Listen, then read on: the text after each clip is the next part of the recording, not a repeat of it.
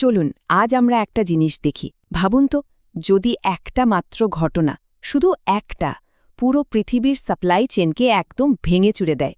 আমরা ২০২৬ সালের একটা সম্ভাব্য পরিস্থিতি নিয়ে কথা বলবো, যা ঠিক এটাই দেখাচ্ছে। তো প্রশ্নটা হচ্ছে, একটা গ্লোবাল সাপ্লাই চেইন যখন ভেঙে পড়ে তখন দেখতে ঠিক কেমন লাগে? মানে আসলে কি হয় তখন? আমাদের পুরো আলোচনার কেন্দ্রবিন্দু কিন্তু এই ডেটা টেবিলটা। এটাকে ২০২৬ সালের মার্চের একটা ছবি বা স্ন্যাপশট হিসেবে ভাবতে পারেন। আর এটাই আমাদের দেখাবে যে একটা সংকট কতটা ভয়ঙ্কর গতিতে ছড়িয়ে পড়তে পারে। আচ্ছা, এই টেবিলের এত ডেটার মধ্যে আসল কারণটা কোথায় লুকিয়ে আছে একটু যদি খেয়াল করা যায়, টেবিলের নিচের দিকে দেখুন, ভিয়েতনামের নামের পাশে কি লেখা আছে? ফিডস্টকের অভাব, ইরান সংঘাতের কারণে। হ্যাঁ, এই একটা কথাই, এই একটাই ঘটনা আসলে সেই ছোট্ট স্ফুলিঙ্গ যা থেকে পুরো দাবানলের শুরু। তো এই ডেটা টেবিলের পুরো গল্পটা যদি বুঝতে হয়, তাহলে আমাদের আগে কয়েকটা শব্দের মানে পরিষ্কার করে নিতে হবে। বলা যেতে পারে এগুলো হলো এই সংকটের নিজস্ব ভাষা। এই টেবিলটাতে বারবার একটা শব্দ ফিরে ফিরে আসছে, সেটা হলো ফোর্স মেজর। এর মানেটা আসলে কি? সহজ করে বললে, যখন কোনো কোম্পানি এমন একটা পরিস্থিতির মধ্যে পড়ে যা তাদের নিয়ন্ত্রণের একদম বাইরে, ধরুন যুদ্ধ বা বড় কোনো প্রাকৃতিক দুর্যোগ, তখন তারা এই ক্লজটা ব্যবহার করে। এর মানে হলো তারা আইনত আর পণ্য সরবরাহ করতে বাধ্য নয়। তার মানে যখনই আমরা ফোর্স মেজর দেখছি, বুঝতে হবে পরিস্থিতি এতটাই খারাপ যে উৎপাদন পুরোপুরি বন্ধ।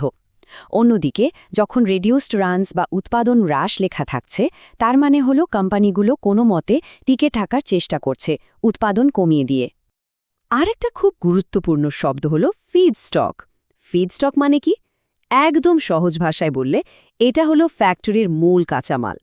আমাদের এই কেস স্টাডিতে ফিডস্টক মানে হলো ন্যাপথা বা এলএনজি, যা মধ্যপ্রাচ্যের তেল আর গ্যাস থেকে আসে।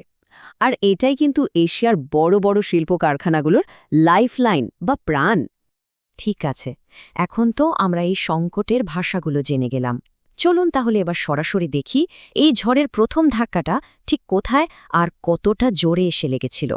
সবকিছুর শুরু কিন্তু সংকটের একেবারে উৎসস্থলে, মানে মধ্যপ্রাচ্যে। দেখুন কি হচ্ছে। ইরাকের বসরা অয়েল কোম্পানির উৎপাদন প্রায় বন্ধ, ফুজাইরেতে জ্বালানি দেওয়া বন্ধ হয়ে গেছে, আর কাতার এনার্জি জানাচ্ছে যে এলএনজি পাঠাতে দেরি হবে। ব্যাস, প্রথম ডমিনোটা এখানেই পড়ে গেল। শুধু ইরাকের বসরা অয়েল কোম্পানির কথাই ভাবুন, উৎপাদন কমেছে ৭০%। এটা কিন্তু বিশাল একটা পতন। আর এটাই ছিল পুরো সাপ্লাই চেনের জন্য প্রথম এবং সবচেয়ে বড় ধাক্কা। আর এই ধাক্কার আসর পড়তেও কিন্তু বেশি সময় লাগেনি। দেখুন, হাজার হাজার মাইল দূরে ভিয়েতনাম আর তাইওয়ানের মতো দেশগুলো সঙ্গে সঙ্গে এর শিকার হলো। কাঁচামাল নেই, তাই তারা সরাসরি ফোর্স মাজুরও ঘোষণা করতে বাধ্য হলো। সাপ্লাই চেন ভাঙার শব্দটা যেন শোনাই যাচ্ছে। কিন্তু মধ্যপ্রাচ্যের এই ঘটনাটা তো ছিল স্রেফ শুরু। এরপর যা হলো সেটা একটা ক্লাসিক ডমিনো এফেক্ট। অবিশ্বাস্য দ্রুত গতিতে সংকটটা পুরো এশিয়া জুড়ে ছড়িয়ে পড়ল। এবার চলুন দক্ষিণ কোরিয়ার দিকে তাকাই। আমরা সবাই জানি দক্ষিণ কোরিয়া বিশ্বের অন্যতম বড় একটা শিল্পশক্তি, কিন্তু এই একটা সংকটে তাদের এত শক্তিশালী অর্থনীতিও যে কতটা ভঙ্গুর সেটা একদম পরিষ্কার হয়ে গেল। শুধুই লিস্টটা একবার দেখুন, এলজি ক্যাম, লোটকে কেমিক্যাল, হ্যান্ডওয়া, সব বড় বড় নাম। দক্ষিণ কোরিয়ার ইন্ডাস্ট্রি স্তম্ভ এরা। আর দেখুন, তাদের সবাই হয় উৎপাদন বন্ধ করে দিয়েছে, মানে ফর্স ম্যাজিওর, না হলে উৎপাদন সাংঘাতিকভাবে কমিয়ে দিয়েছে। কারণ একটাই, মধ্যপ্রাচ্য থেকে কাঁচামাল মানে ফিডস্টক আসা বন্ধ। দক্ষিণ কোরিয়ার পর এই সংকটের ঢেউ গিয়ে লাগল আরেকটা গুরুত্বপূর্ণ জায়গায়, সিঙ্গাপুরে। সিঙ্গাপুরকে কিন্তু এশিয়ার পেট্রোকেমিক্যাল হাব বলা হয়। এখানে পরিস্থিতিটা আরও পরিষ্কার বোঝা যাচ্ছে। সিঙ্গাপুরে কিন্তু আংশিক বা কম উৎপাদন নয়, বড় বড় প্ল্যান্টগুলো একেবারে বন্ধ হয়ে গেছে, মানে কমপ্লিট শাটডাউন। অ্যাস্টার কেমিক্যালস, পিসিএসের মতো কোম্পানিগুলো কাজ পুরোপুরি বন্ধ করে দিয়েছে।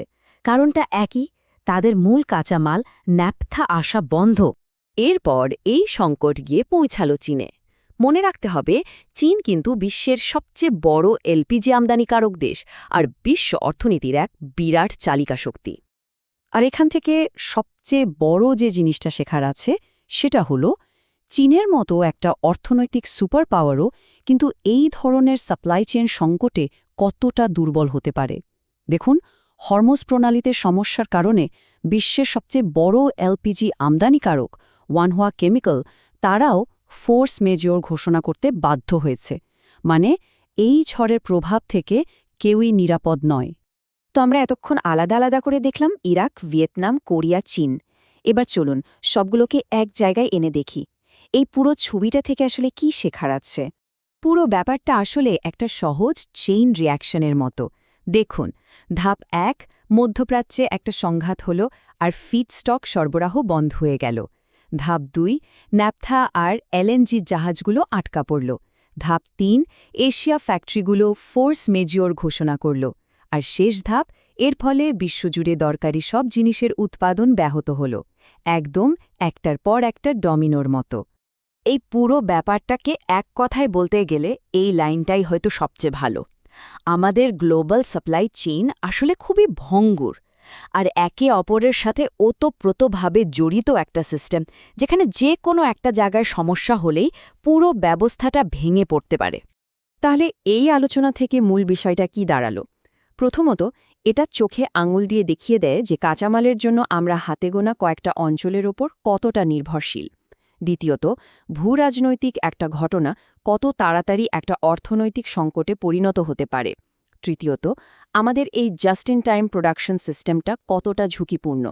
আর সবশেষে এর প্রভাব কিন্তু আমাদের দৈনন্দিন জীবনের প্রায় সবকিছুর ওপর পড়ে, প্লাস্টিক, জ্বালানি থেকে শুরু করে আমাদের ব্যবহার করা প্রায় সব পণ্যের ওপর। তো আমরা যা কিছু দেখলাম সেটা ২০২৬ সালের একটা সম্ভাব্য ছবি, কিন্তু সব শেষে একটা বড় প্রশ্ন থেকেই যায়। আজকের দিনে দাঁড়িয়ে আমাদের গ্লোবাল সাপ্লাই চেইনগুলো কি এই ধরনের একটা ধাক্কা সামলানোর জন্য তৈরি? আসলেই কতটা তৈরি? এটা কিন্তু ভাবার মতো একটা প্রশ্ন।